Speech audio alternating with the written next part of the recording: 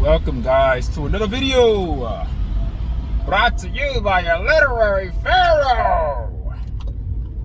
Yes, this is another morning workout video. It's a Wednesday. I didn't do a Monday, and it's been very inconsistent lately in terms of my video output, because I was earlier on when I started this, my intentions was to do Monday, Wednesday, Friday no matter what, but things have changed. I don't do the morning workout talks on my way to the gym anymore, because me and my wife are going to the gym together in the morning.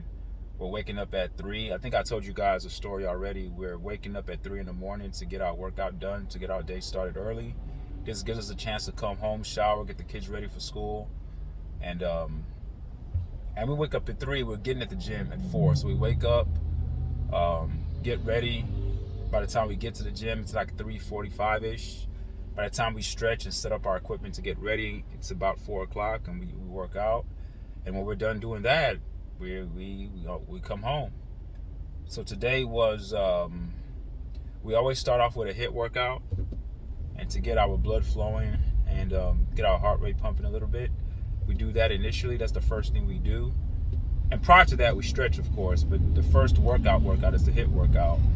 And one thing that's great about HIIT, there's so much flexibility in it. You know, it's not about gaining muscle. It's about keeping your body moving, strengthening your core, working on your legs.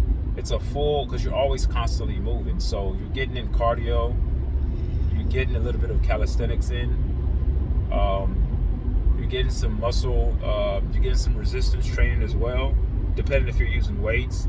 So there's a lot of flexibility when you're using HIIT workouts. So I really love to use that.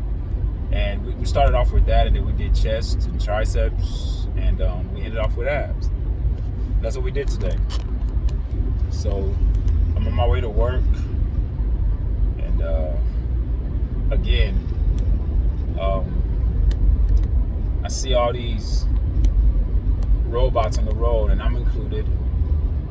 You know, I'm not the exception. I'm part of the herd. I'm part of the sheep. The sheep they're all trained, indoctrinated, brainwashed masses who are involved passionately in this rat race, chasing the dollar. See nothing but cars on the road, the mass of humanity in their vehicles, driving to a place to steal their time. They call it work. I call it theft. I call it robbery. I call it indentured servitude. I call it civilized slavery. I call it robbery. I call it inhumane. That's what it is. But the mind is a very powerful engine, because you can always train your mind to believe anything, and you can train your mind because the human mind is so adaptable and malleable to any particular situation that it's in. It can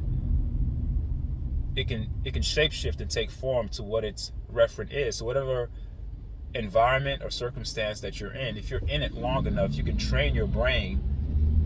Your brain trains itself. It's a survival mechanism. It's a self-preserving component of the brain and of the body and of the chemicals inside your body that tells you, hey, we need to do something to make this the norm.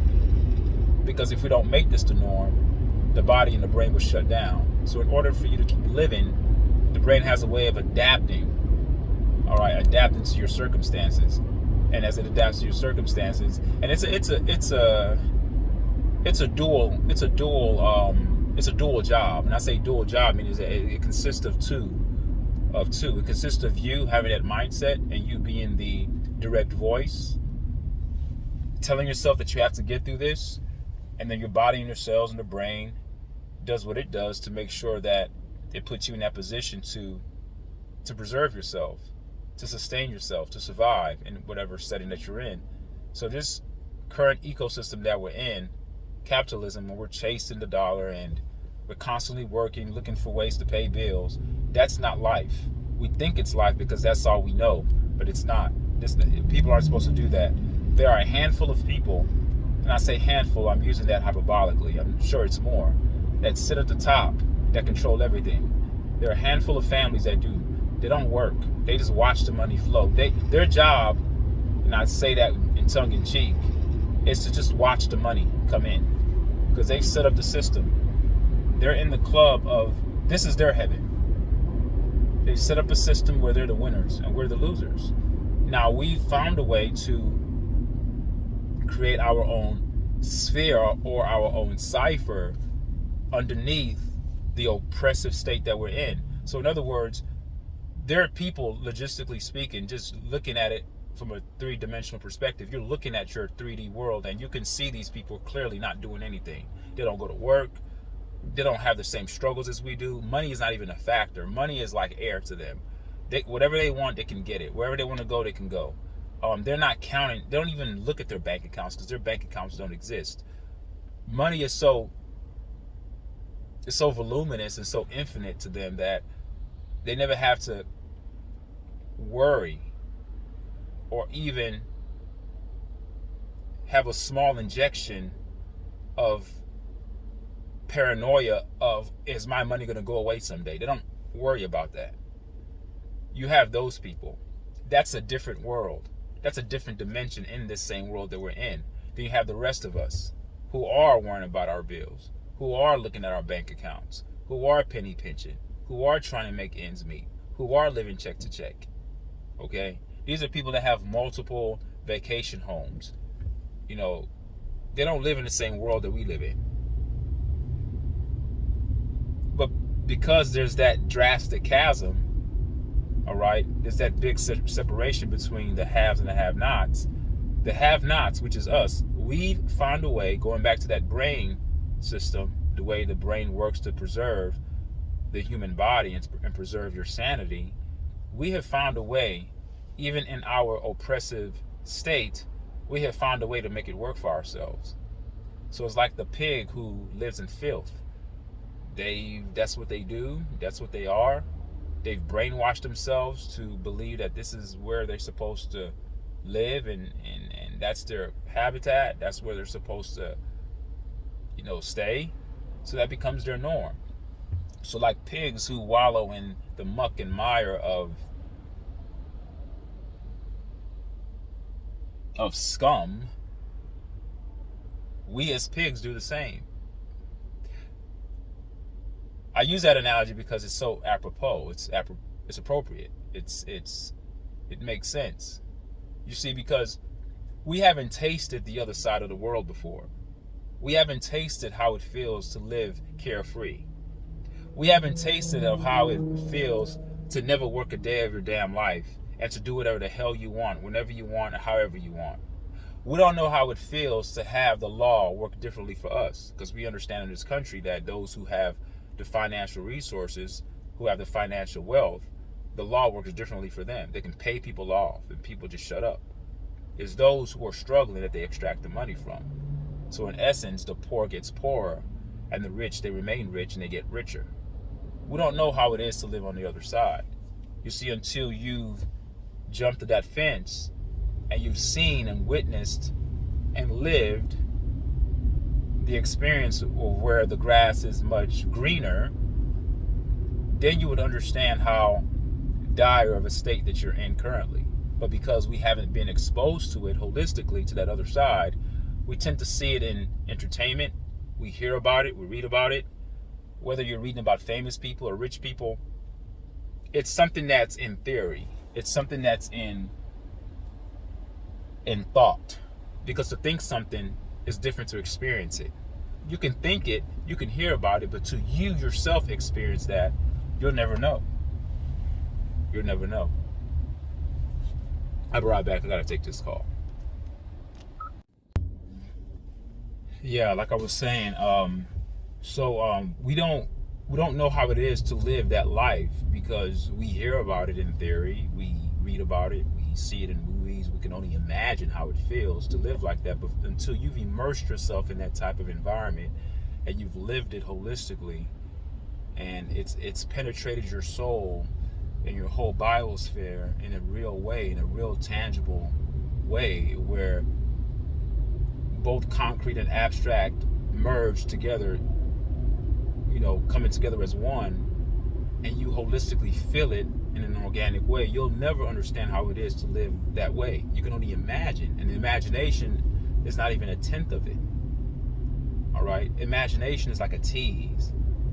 You know, you can imagine making love to a particular woman. The imagination is one thing, but to actually do it is a total different experience than the imagination. Actually, it makes the imagination irrelevant, because the imagination is just a tease of what could be until you actually engage in that act.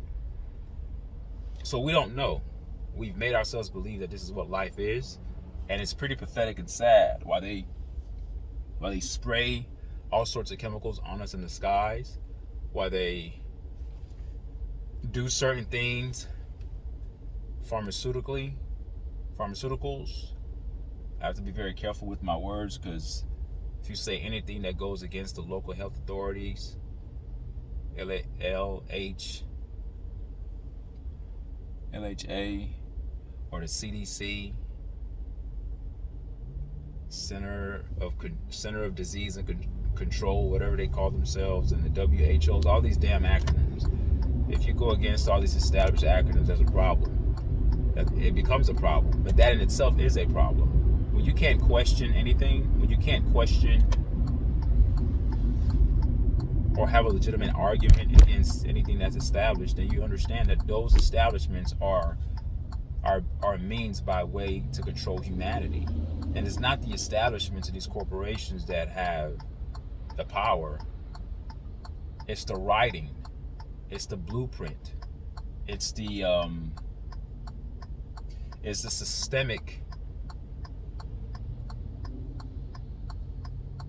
blueprint that's laid out, intricately woven into the fabric and the fiber of human existence.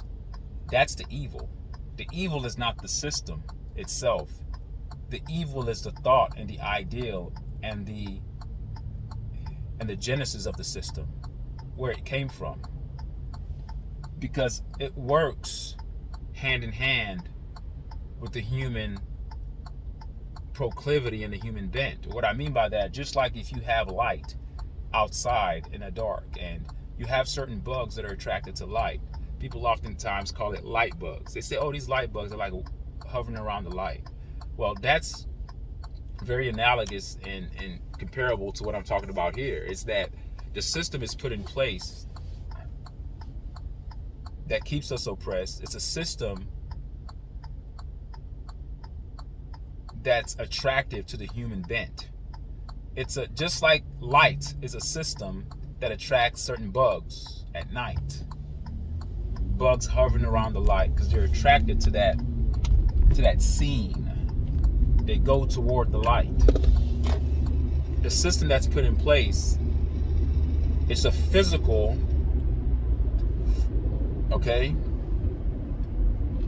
concept. Because I say it's a physical concept because we're living it. It's third dimensional. It's not something that's ethereal or ideal or in thought. The thought comes first initially. We know that because anything that's formed in the physical had to be generated by thought. But because we're living it, it becomes the physical. And that this physical psychological form of warfare, because a lot of the times people say, oh, it's psychological warfare, and we forget that it's also physical warfare, because the psychology, is perpetrated via the means through physicality. What do I mean by that? It means that the system that we are under, that's oppressing us, that you don't feel it being oppressive because you've already indoctrinated your brain.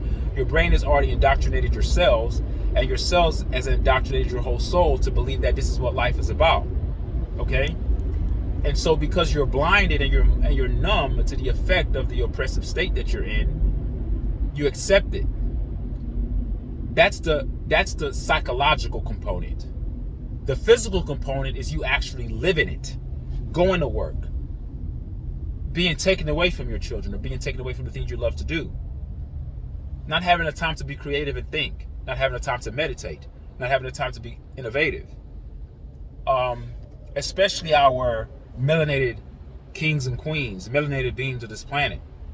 We are electromagnetic. We are electric.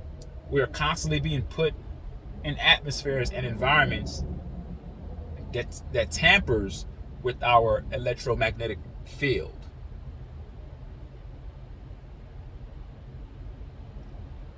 It corrupts our brainwaves. It impairs the ability for us to reach higher dimensions or even have our third eye open.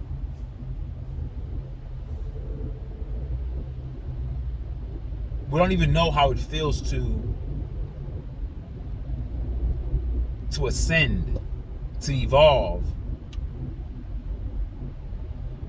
or to extend to our higher selves. We don't know how that feels. We can't even fathom it because we're so stuck in this rat race, tunnel vision,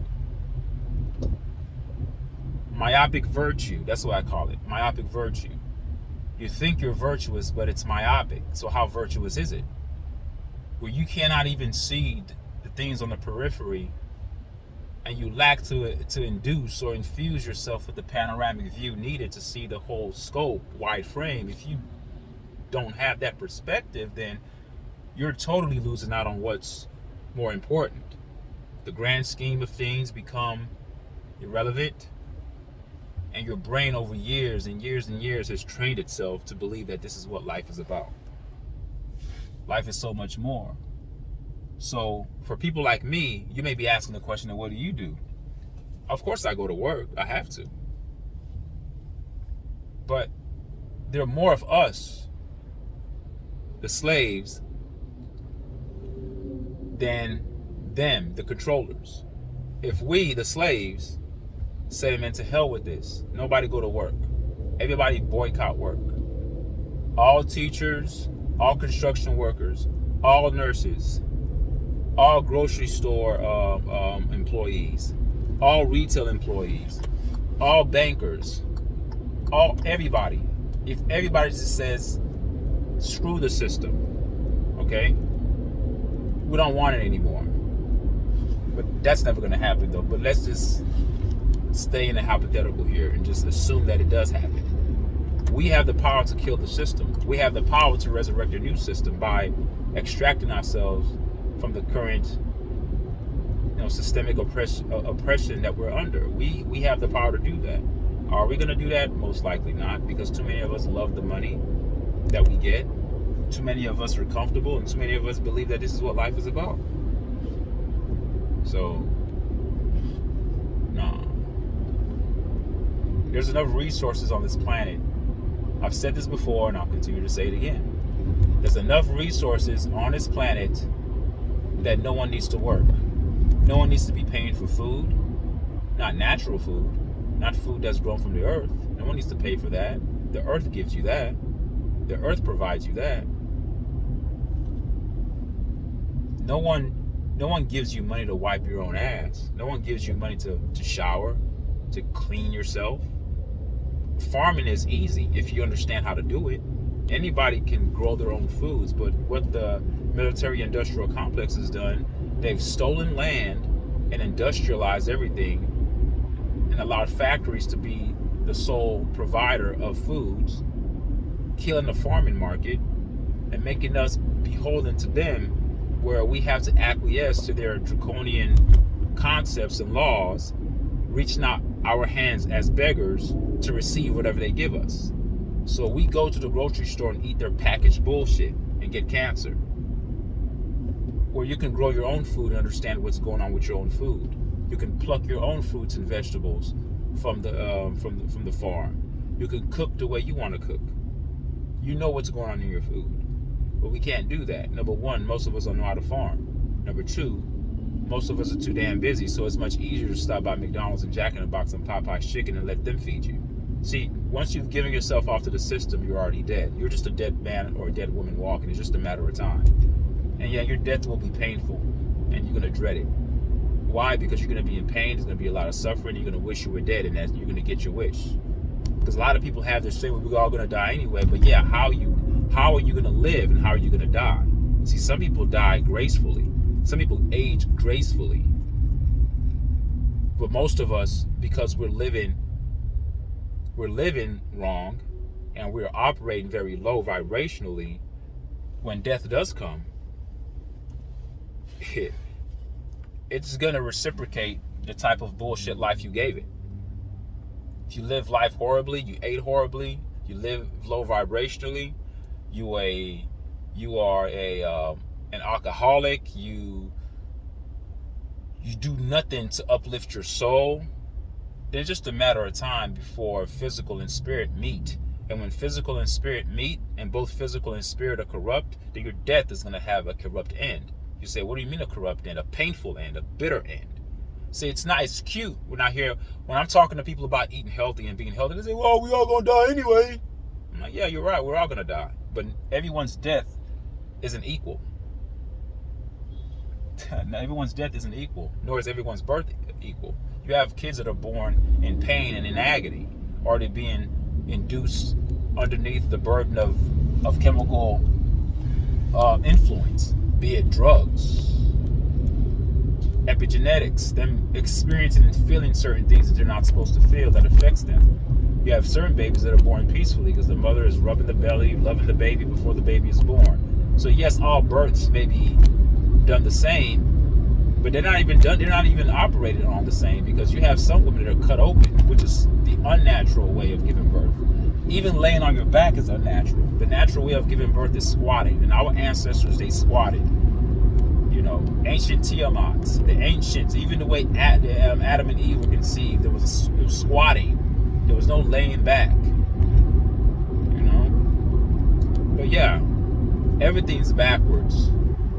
It's the inverted principle that we abide by, especially in the eating, the way we eat, the way we live, the way we think, you know, the way we live life, because work takes our time. The world is made to induce stress, and stress is a slow killer. That's why if people live to be 60-something years old, you're considered old. I think 60-something is young. You're just now getting started. You're just not getting started. But yeah. So we don't understand how it is to live on that other side of that's opposite. That's in total contrast to the way we're living.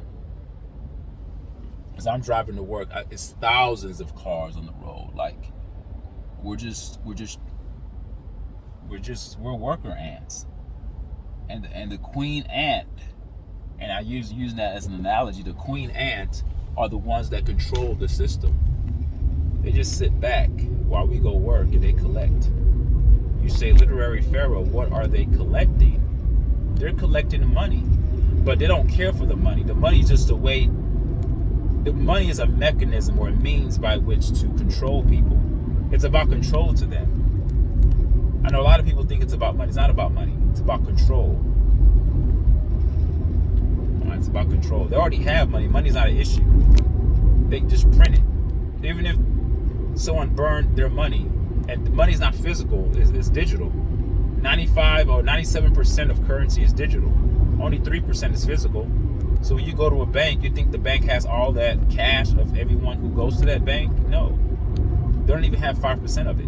Which is why if you go to the bank, if you ever go to a bank to try to make a large withdrawal, you can't make a large withdrawal. Let's say you want to go to a bank and withdraw $50,000. That's not going to happen. They're going to tell you to wait. You got to sign they'll make you sign paperwork. They'll delay it. It takes time because the money isn't there. Money is nothing but a number, folks. It doesn't mean anything. Money doesn't exist. It exists to us because we've made it a reality. We've attached value to money because we're attached to material things. So we attach to money. And that's the way the brain works. We look at money as a means to get the material things that we like. So therefore, money ends up having value, where in actuality, money has no damn value. You can't eat money. Money can't make you grow. Money cannot grow on trees. Money doesn't make you healthy. But the system has been tricked and manipulated to make you believe that money is so important, because money, they've made money the means to the ends that you want. So if you want health, you think you need money because hospitals charge you large amounts of money to go there to do tests, to have surgeries done, to get your medication. It's money, money, money. To even eat, you need money. It's getting to the point now, to breathe, you need money. And people laugh, but I said we're already doing that because we're being taxed. So I could go on and rant about how the system is oppressive and how we're all slaves, but it only takes a thinking mind to think, first of all, and to consider the things that I'm saying. If you think that what I'm saying is just far-fetched and ridiculous and fringe, then it's okay. Then you can continue to wallow in the mire of your own reality and make yourself believe that everything's okay. And if that's what makes you sleep better at night, that's good. I don't want to disrupt your sleep. Stay sleeping. Keep your eyes closed. Don't awake. But I'm here to waken people up, because the sooner you understand that the system is flawed and it's fraud and it's a slave system underneath the bigger grand theme of what is known as the prison planet, then you can navigate that truth better. Because to operate underneath the theme of truth allows us to have better outcomes. It hurts. Truth does hurt. But once the pain goes away, you can adapt, you can adjust, and you can move accordingly. All right? So that's my take for Morning Workout Talk. Leave me a comment. Let me know what you guys think about the things that I just said. And do you think that we are in a slave state? Or do you think that we're free and this is the way life is supposed to be? Thank you guys for listening. Until next time. Peace.